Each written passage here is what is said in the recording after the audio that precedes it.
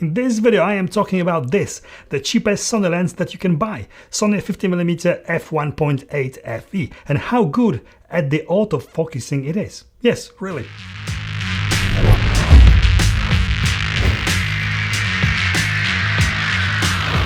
If you are here for the first time, my name is Pav, and on this channel I talk about all things photography and video, lenses, cameras, reviews and more. If this is something that you are interested in, then please consider subscribing. I have reviewed this lens before in 2019, and although I always believed that it is actually a decent quality lens and great value for money, it was just too slow and too clunky overall for any serious usage. Since my review, a lot of you have been telling me to update its firmware and try it again, which I did. Made a quick test, couple of pictures at home, never thought there was much difference, and it went back into the drawer, into my lens graveyard for another year and a bit. Also, since then I have shot with a lot of different lenses. I do get a lot of lenses on loan for reviews here on my channel, so I can easily say that I have enough experience with a variety of different lenses from different brands to have an opinion about how any lens performs in comparison to majority of other lenses. This week I was looking for a budget lens for a review, and I thought that it might be a good idea to revisit this, and after taking it out to shoot some new photos and videos with it on my a7 III. I am really surprised. I mean, until now I really didn't care about this lens, but my experience with it now have changed my opinion about it completely. I said this before, and many of you know that this lens is slow. Slow autofocusing in photography, useless autofocusing in video.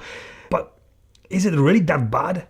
So this is autofocusing with this 50mm f1.8 in AFS mode. Snappy, accurate, and not different than any other more expensive lens.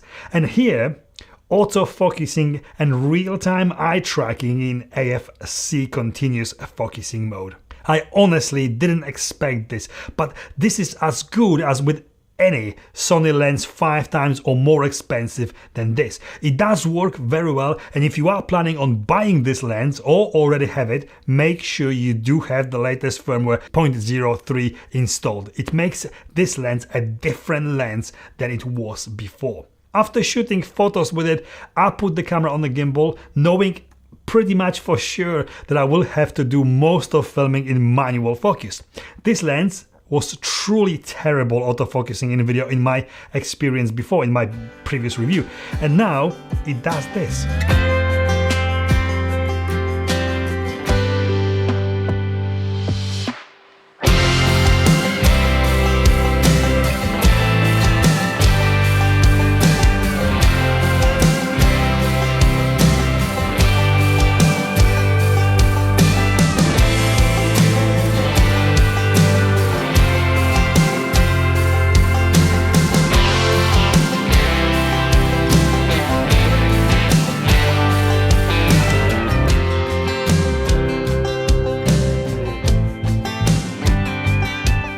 Really works, and it works better than I could ever expect it.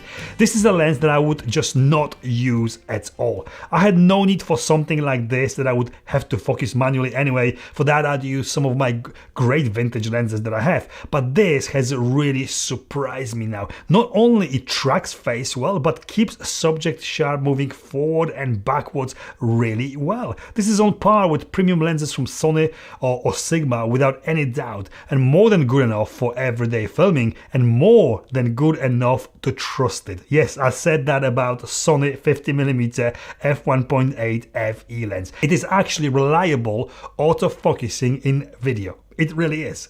The only issue I could see in all the tests I have filmed with it was that sometimes when moving away from my subject, increasing the distance, the lens would lose focus for a very brief moment, but I am sure I have seen this happen sometimes with G Master lenses too. Overall, no problems. So let's talk about pros and cons of this lens. As seeing how good the autofocusing actually is, why would you not buy this instead of pretty much any other more expensive 50mm lenses out there for Sony E-mount?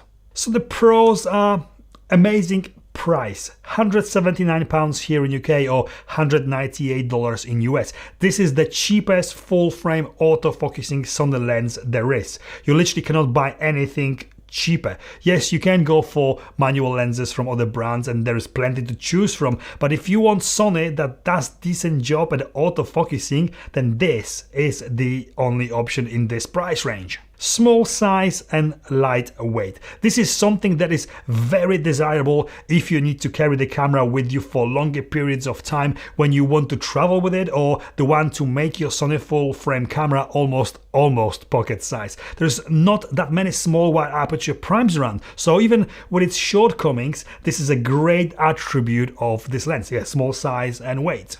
I never thought that I am ever going to say it, but it has really decent, good autofocusing speed and accuracy.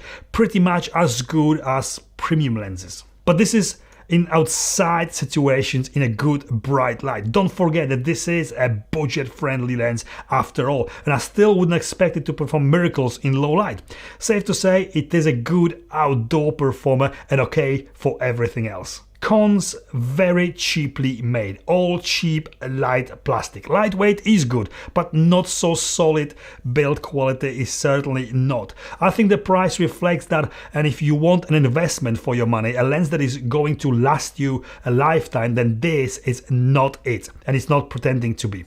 No weather sealing or no optical stabilization. Again, you get what you pay for, and these things, although useful, not really needed or necessary in a affordable budget lens like this. The biggest problem with this lens is unfortunately quality it delivers. It's good, don't get me wrong, absolutely usable and not as bad as most people think. But the optical build of this lens is the biggest contribution of huge amount of chromatic aberration, and most importantly, the lack of pin sharpness associated with a lot of wide aperture primes. The images this lens delivers are sharp, just not sharp enough. I guess I am comparing it to other lenses instantly, but if this is or is going to be your first lens or first prime, then it is okay, not something I'd worry about. But if you are a seasoned professional used to G Master lenses or Sigma Art, then this is not gonna ever give you the same results. It also doesn't cost the same. So the conclusion is that this is actually a better lens than most people think it is. It's not perfect, far from it, but for under £200 or $200, it is still an amazing value 50mm wide aperture prime in 2021. It's not competing with any other autofocusing 50mm out there. It is in its own category and a perfect choice for someone on a very tight budget, a beginner, or someone who really needs a small and very light prime to take with a camera when traveling. And a very good lens for video when autofocus is necessary to maintain your subject sharp at different distances in the same shot. And I still can't believe that I am saying it. This lens actually is okay, is good at autofocusing in video. Bear in mind that you will need a camera like A7 III or newer to get the best out of it. And this is it from me. I hope this video was in any way informative and helpful, and if it was, please click on that like button below, and if you like to see more content like this from me, please consider subscribing. Don't miss my Q&A live stream in a week or so to celebrate 10,000 subscribers here on my channel. Thank you for watching and see you next time. Cons: very cheaply made. Cons, very cheaply made. This is a lens that I would just not use at all. This is a lens that I wouldn't use at all.